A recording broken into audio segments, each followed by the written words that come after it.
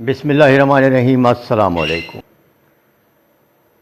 ये फ़िल्में कामयाब ही मौसीकी की वजह से होती थीं और लोग गाने सुनकर अपने जहन में एक इमेज बनाकर ही सिनेमा में दाखिल होते थे।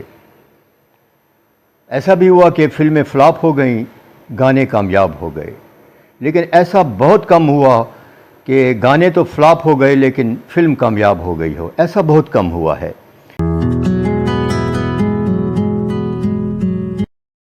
मैं मौसीकी पर व्लॉग करता हूँ। ज़्यादातर मेरी ख्वाहिश होती है कि मैं मौसीकारों का ज़िक्र करूँ, क्योंकि मौसीकार एक तख्लीक कार होता है। शायर ने गीत लिख कर आप तक पहुँचा दिया, वो बेजान सा से अल्फाज होते हैं, एक दफ़ा सुने, दो दफ़ा सुने, उसके बाद हम नहीं सुनते। लेकिन जब उन्हीं अल्फाज को तर्ज की सूरत में और मुख्तलिफ़ साज़ों के साथ मिलाकर अच्छी आवाज़ में पेश किया जाता है तो वो गाने 80-90 साल तक भी ज़िंदा रहते हैं। आज जिस मौसीकार का मैं ज़िक्र कर रहा हूँ उसकी वफ़ात 4 साल पहले हुई है। मतलब पुराने ज़माने के जितने भी मौसीकार थे उनमें ये आखिरी थे जो बचे थे, और 1948 से ये फ़िल्मों की मौसीकी देते आए हैं और 1990 तक वो फ़िल्मी दुनिया में फ़ाल रहे। उसके बाद ये अमेरिका चले गए थे। इनमें से जो बहुत सारी बातें मैंने ली हैं वो उनके अपने इंटरव्यू से मैंने ली हैं, किसी किताब वगैरह या गूगल का सहारा नहीं लिया। क्या मेरी फिल्म में म्यूज़िक दीजिए, मैं आपको 5,000 रुपया दूंगा। नाम था इनका एस मोहिंदर। पूरा नाम था बख्शी महेंद्र सिंह सरना। तो इनको एस मोहिंदर का इन्होंने अपने लिए नाम चुना।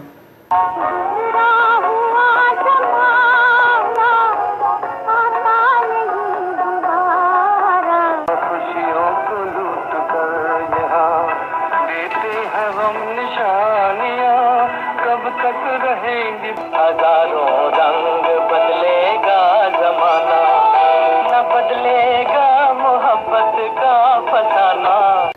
अगर आपकी उम्र 50 साल से ज़्यादा है तो आपको यकीनन अपने बचपन में ये गाने याद रहे होंगे। मैं भी अपनी जवानी के दिनों में इन गानों का असीर रहा हूँ।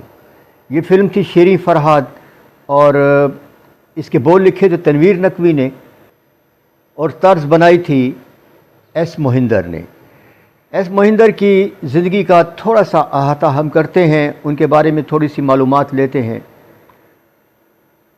1924 में पैदा हुए ये सरगोदा के एक मज़ाफ़ाती कस्बे सलाम अली में। फिर इनके वालिद जो पुलिस में सब इंस्पेक्टर थे, उनके तबादले होते रहते थे, कभी लायलपुर, कभी रावलपिंडी, मतलब फैसलाबाद, जिसको पहले लायलपुर कहा जाता था।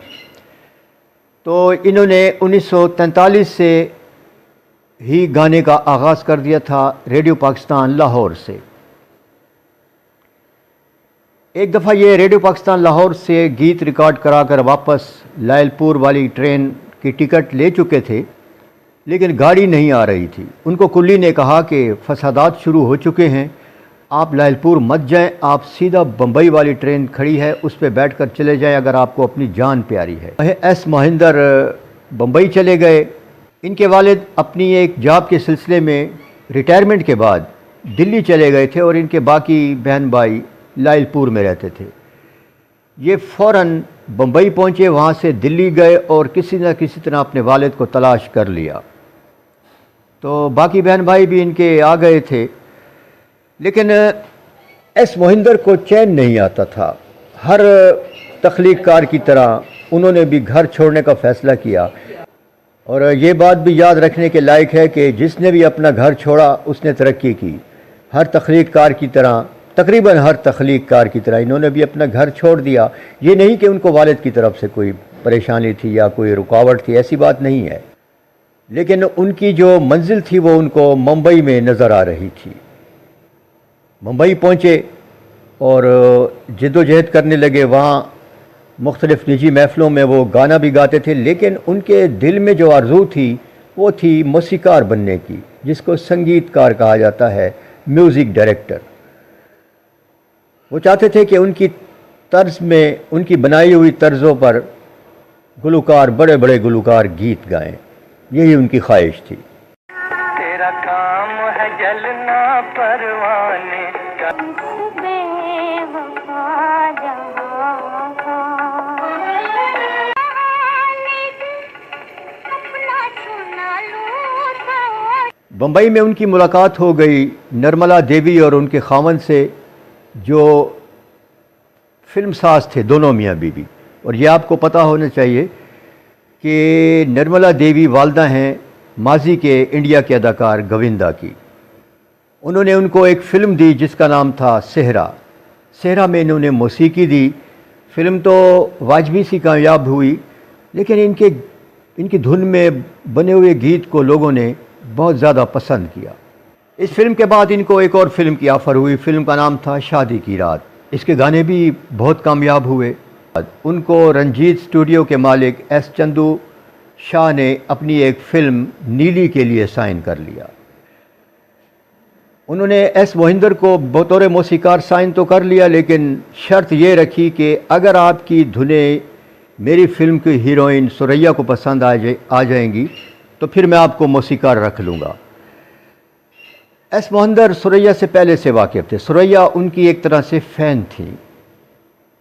लाहौर में किसी ज़माने में सुरैया से उनकी मुलाकात हो चुकी थी और सुरैया ख़ुद उनको रेडियो के स्टूडियो में मिलने आई थी उनकी आवाज़ सुनकर, और जाते हुए उन्होंने अपना कार्ड दिया था कि जब भी बम्बई आना हो तो मुझसे ज़रूर मिलिएगा। और एस मोहिंदर जब बम्बई पहुँचे तो सबसे पहले उन्होंने सुरैया ही का दरवाज़ा खटखटाया, जहाँ से उन्होंने गर्मा गर्म चाय पी और फिर सुरैया के अच्छे अखलाक के साथ वहाँ से रुखसत हुए और सुरैया ने मज़ीद उनसे ताउन का वादा किया था।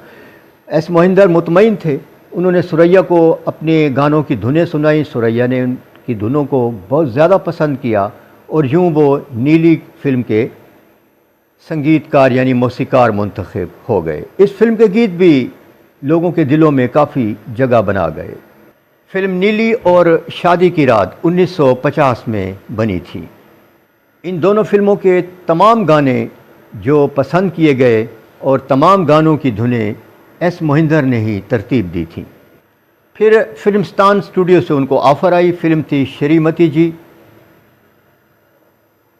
उन्होंने इस फिल्म में सिर्फ़ एक गीत की मौसीकी दी। 10 गाने थे मुख्तलिफ़ मौसीकारों के और इनके हिस्से में एक गीत आया और ये गीत भी लोगों ने बहुत ज़्यादा पसंद किया। ये गीत हेमंत कुमार और सुरैया की आवाज़ में रिकॉर्ड हुआ था। उनकी मौसीकी से मुतासर होकर फिल्मस्तान स्टूडियो ही के एक डायरेक्टर शशधर मुखर्जी ने उनको अपनी फ़िल्म अनारकली के लिए साइन कर लिया।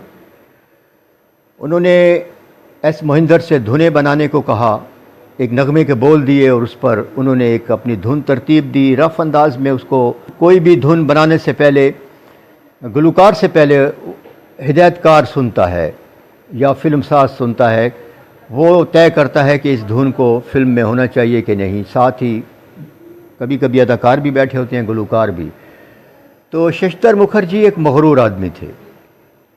उसने एस मोहिंदर की धुन को सुना और गुस्से से बोले कि क्या बकवास धुन तुमने बनाई है, जाओ कोई अच्छी सी धुन बना के लाओ। तो एस मोहिंदर वहाँ से वापस चले गए। फिर एक फिल्मसाज सरदार चंदूलाल शाह ने उनको अपनी फ़िल्म पापी के लिए बुलाया और उनसे कहा कि अगर तुम्हारे पास कुछ धुनें हैं तुम्हारे जहन में तो मुझे सुनाओ। तो एस मोहिंदर ने वही धुन जो अनारकली फ़िल्म के प्रोड्यूसर ने मुस्तरद की थी, वही धुन उनको सुनाई। और उसके बाद फिल्मसाज ने राइटर, गीत लिखने वाले मारूफ शायर हसरत जयपुरी को बुलाया, उनको इसी धुन पर नगमा लिखने को कहा और यूँ उनकी ये धुन पसंद कर ली गई।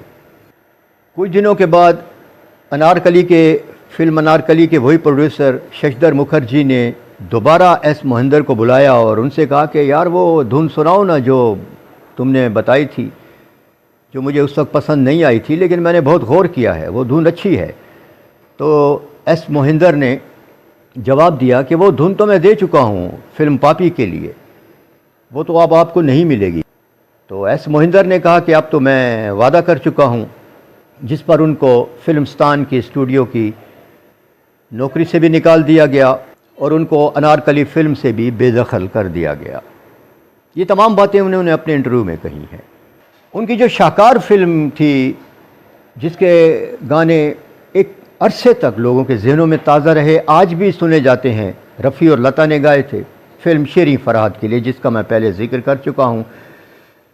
उसके अलावा बदकिस्मती से उन्होंने फ़िल्मों की सिलेक्शन में बेहतियाती से काम लिया और बहुत सी बी ग्रेड फिल्मों के लिए उन्होंने माहदे कर लिए। धुनें तो अच्छी थी, फिल्में नाकाम हुई, लिहाजा वो गीत ज़्यादा अरसे तक ज़िंदा ना रह सके। आर्जी तौर पर लोगों ने ज़रूर सुने, लेकिन ऐसे गीतों को भूले बिसरे गीतों का खिताब दिया गया जो कभी कभार श्रीलंका रेडियो या ऑल इंडिया रेडियो से नशर होते रहते हैं। उनकी दीगर फिल्मों में वीर अर्जुन, बहादुर, नाता, अलादीन का बेटा, 100 का नोट, शहज़ादा सुल्तान आलम, कारवान, पाताल परी, नया पैसा, सुन तो ले हसीना, खूबसूरत धोखा, परदेसी ढोला, भगवान और शैतान, दो दोस्त, एक लड़की 7 लड़के, महलों के ख्वाब और दीगर दर्जनों फिल्में हैं। और उन्होंने एक पंजाबी फ़िल्म की धुन भी बनाई जो 1990 में बनी थी। ये फ़िल्म काफ़ी थी हमारी पंजाबी फ़िल्म मौला जट की, और इस फिल्म का नाम भी मौला जट था। उसके बाद एस मुखर्जी मंजर से गायब हो गए और अमेरिका चले गए। वहाँ उनके बहन भाई रहते थे। उनके बहन भाइयों ने उनको बुला लिया, इनके तमाम बच्चे भी उनके साथ चले गए। ये तकरीबन 30 साल तक वहाँ रहे और बम्बई आ गए। जब कोरोना की वबा फैली तो ये बीमार पड़ गए, लेकिन इनको कोरोना नहीं था। इनको हॉस्पिटल में दाखिल कर दिया गया, जहाँ पर ये कुछ दिनों के बाद वफ़ात पा गए और हस्पताल इंतज़ामिया ने चंद बंदों की मदद से उनकी आखिरी रसूमात अदा की। कोरोना की वजह से उनका कोई बहन भाई या बच्चे या बेटे या बेटियां उनका आखिरी दीदार न कर सके। सन था 6 सितंबर 2020। आज का ये व्लॉग आपको कैसा लगा, अपनी राय ज़रूर दीजिए।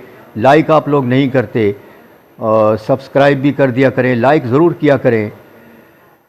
अपने आसपास के लोगों का ख्याल रखिए। अल्लाह ताला आपका ख्याल रखेगा। वीडियो देखने का शुक्रिया।